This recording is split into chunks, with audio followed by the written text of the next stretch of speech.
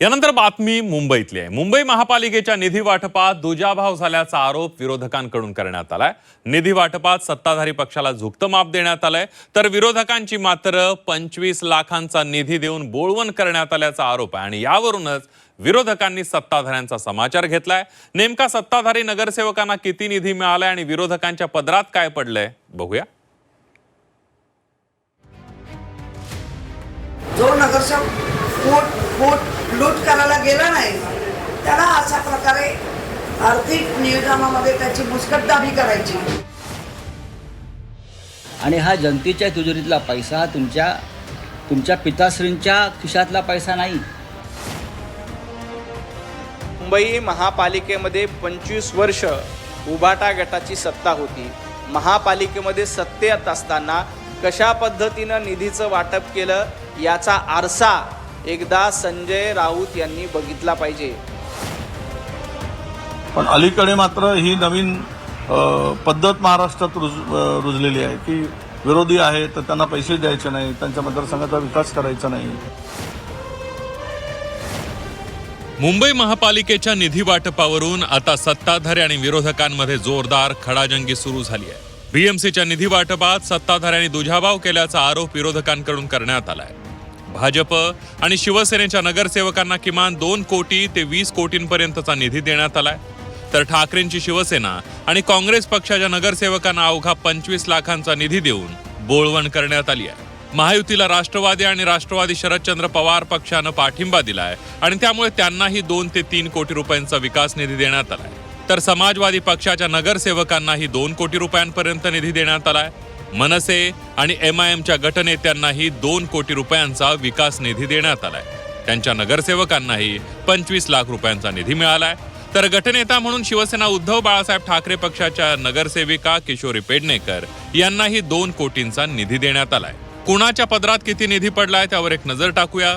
रितू तावडे भाजप 2 कोटी 25 लाख, अजित रावराणे राष्ट्रवादी शरद पवार पक्ष 2 कोटी 25 लाख रुपये, प्रभाकर शिंदे भाजप 2 कोटी 50 लाख रुपये, गणेश खनकर भाजप 20 कोटी रुपये, राजश्री शिरवाडकर भाजप 10 कोटी रुपये, अमेय घोले शिवसेना 10 कोटी रुपये, विजय उबाळे MIM 2 कोटी, डॉक्टर सईदा खान राष्ट्रवादी 3 कोटी, यशवंत किल्लेदार मनसे 2 कोटी, अशरफ आझमी काँग्रेस 2 कोटी, किशोरी पेडणेकर ठाकरेंची शिवसेना 2 कोटी, विशाखा राऊत ठाकरेंची शिवसेना 25 लाख, आशा काळे काँग्रेस 25 लाख असा निधी देण्यात आलाय।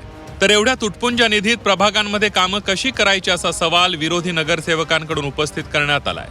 याचा विचार करून महापौर आणि आयुक्तांनी आमच्या निधीत वाढ करावी अशी मागणी ठाकरेंच्या शिवसेनेच्या गटनेत्या किशोरी पेडणेकर आणि काँग्रेस नगरसेविका आशा काळेंनी केली आहे, तर सत्ताधाऱ्यांकडून विरोधी नगरसेवकांची मुस्कटदाबी सुरू असल्याचा आरोप पेडणेकरांनी केलाय।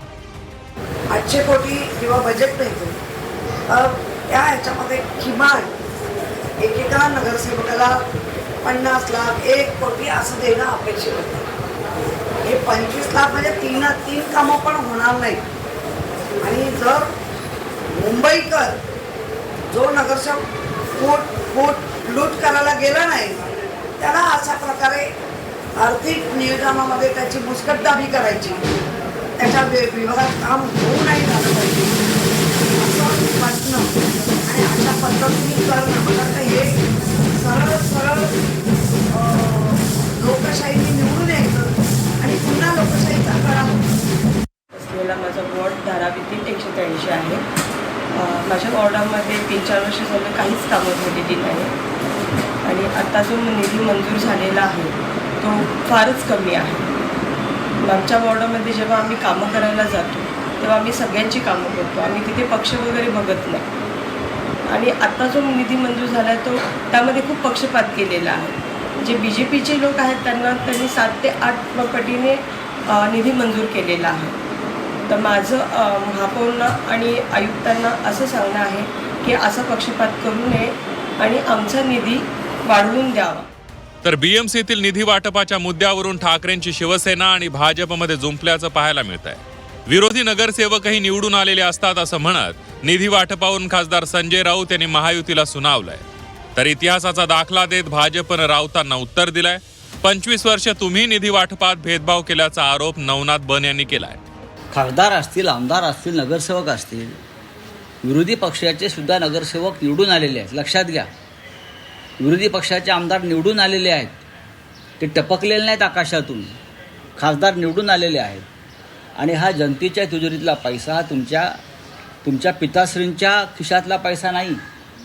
मी वारंवार सांगतोय 25 लाखाची काय तुम्ही आम्हाला का बिदागी देताय का? आम्हीच तुम्हाला देऊ 25 लाख रुपये. मुंबई महापालिकेमध्ये 25 वर्ष उभाटा गटाची सत्ता होती. या 25 वर्षाचा कारभार बघितला तर शिवसेना, तत्कालीन शिवसेना आणि आत्ताचा उभाटा गट महापालिकेमध्ये सत्तेत असताना कशा पद्धतीनं निधीचं वाटप केलं याचा आरसा एकदा संजय राऊत यांनी बघितला पाहिजे.